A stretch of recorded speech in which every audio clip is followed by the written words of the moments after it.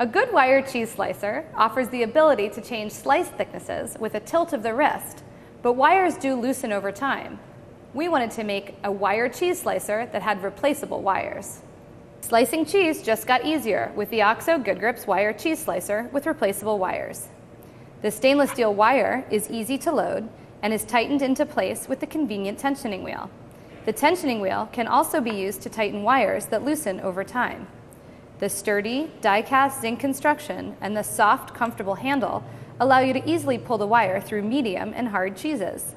Adjust the angle of your wrist to change from thick to thin cheese slices. The wire cheese slicer is dishwasher safe and includes 2 stainless steel replacement wires in the package. To replace your wire, start with the straight end of the replacement wire.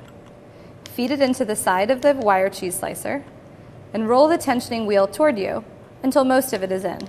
Loop the top around and roll the tensioning wheel toward you until the cheese slicer